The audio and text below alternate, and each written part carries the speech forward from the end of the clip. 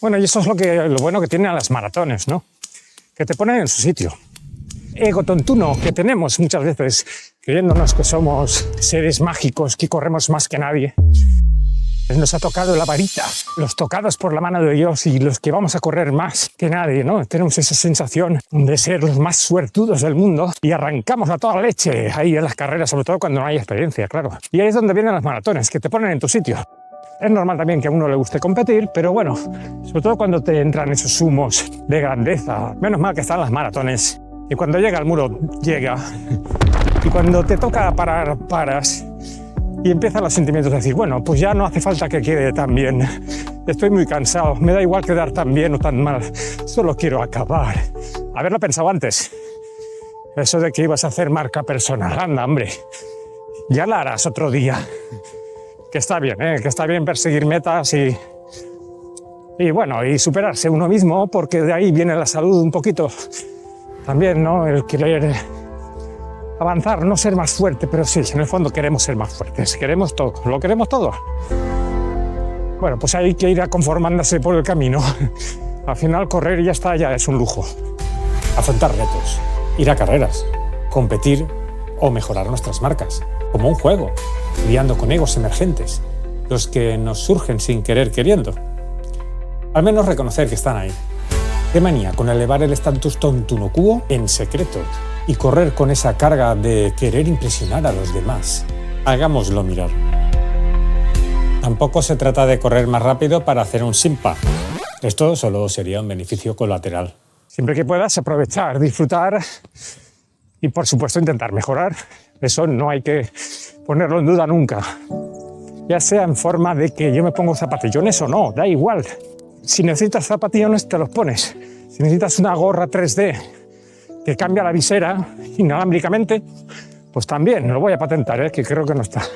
Al final, con la prueba y el error, encuentras su punto de disfrute, usando lo que tengas que usar o no. Guíate por la esencia, desarrollo personal y belleza del proceso, disfrutando del propio acto de correr, como sentirte vivo, veloz y libre. Empodera tu propio cuerpo. Si solo corres por salud o simplemente te machacas para ser más y no añades ningún ingrediente divertido que te dé vidilla, interés, motivación, como un buen reto personal, únicamente por salud sin horizontes a la vista, acabará costándote mucho trabajo.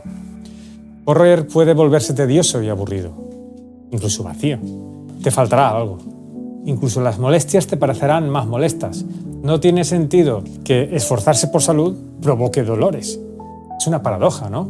Si no hago deporte, no me lesiono. Esta es la excusa perfecta para quedarse en el sofá. Puede que estés en una fase de poca inspiración. Aunque correr solo pensando en salud puede resultar una motivación insuficiente, pues tu cuerpo tratará de convencerte de que, oye, tampoco estás tan mal. Tampoco pasa nada por aburrirse una temporada, con el saludable fin de mantenerse o recuperar. Entiende que todo mínimo esfuerzo tiene recompensa. Sabes que incluso sin luces o retos, valdrá la pena. Los propósitos de vida.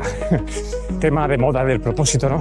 Uno con lo que prueba, dicho por otros o no, da igual. Hay una cosa que funciona y están de acuerdo todos los que lo han probado. Otra cosa es que lo consigas o no, pero apuntarte a una carrera, a una maratón sobre todo, o un reto que sea adecuado a tu nivel, un poquito más chungo mola. Que sea un poquito más allá de lo que tú crees que puedes hacer, un poquito más, no mucho. Que si no, no tiene gracia. Pues te apuntas casi sin ganas. A veces puedes tener ganas, mejor si tienes ganas, claro. Pero si no tienes muchas ganas, pero tienes una lucecita, decir, no sé si lo haría, apúntate ya.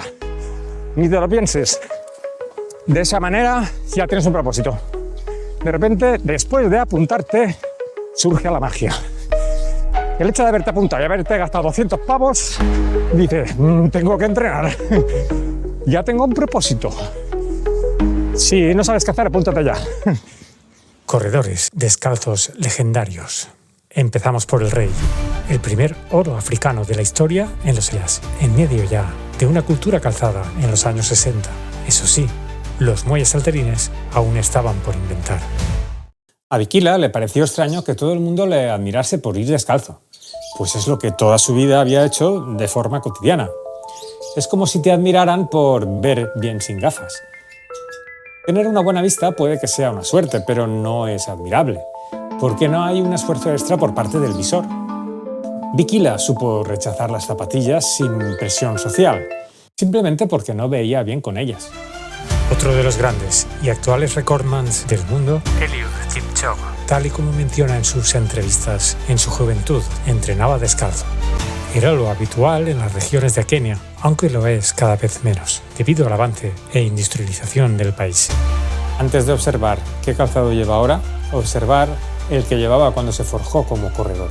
En las primeras etapas de su vida corrió muchísimos kilómetros descalzo, tal como menciona en sus entrevistas, lo que tuvo que tener un gran impacto en su forma de correr, sin un calzado corrector que le obligase a trabajar de otra manera. Y no digo que el calzado tenga una mala intención. De hecho, las zapatillas son inertes. Ellas no piensan. Todos sabemos que en las primeras etapas de la vida interesa adquirir buenos hábitos en los gestos posturales, pues son los que nos marcarán la memoria muscular para el resto de nuestras vidas. Otro ejemplo, el grande y mítico Gebre Selassie, que también batió récord del mundo en maratón. De niño y sin recursos, corrió descalzo a la escuela con los libros bajo el brazo. Para cuando consiguió sus primeras zapatillas allá por los 14 años, había corrido ya más de 14.000 kilómetros descalzo. Adquirió así una técnica depurada, eficiente y con un braceo sublime. Cuando soltó los libros, aún llevaba los brazos pegados al cuerpo. También mujeres como la keniana Tegla Lolupa, conocida por correr descalza toda su vida en condiciones de austeridad. Corrió descalza en campeonatos mundiales y Juegos Olímpicos, ganando medallas y rompiendo barreras. Luego ya, usando calzado, eso sí, batió récord del mundo en maratón femenino. Técnica natural versus técnica con calzado amortiguado. Y muchos diréis, claro, no tenían más remedio. En sus condiciones de pobreza no tenían recursos. Es tentador pensar que con zapatillas hubiesen corrido más. ¿No creéis que el subconsciente, alimentado por años de marketing, podría habernos jugado una mala pasada? Pues es evidente que los atletas de países más desarrollados, de los que sí tenían zapatillas, les llegaron a la altura del betún a los africanos. Mejor dicho, a la altura del tobillo, pues ellos no usaban betún. Es entonces cuando surge la conocida excusa de la genética. En fin, tampoco quiero demonizar las zapatillas, con lo bonitas que son.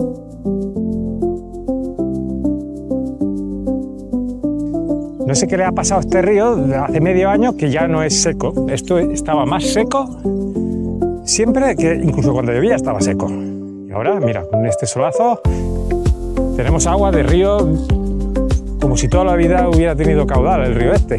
No sé, alguno lo tiene que saber. Besitos, nos vemos.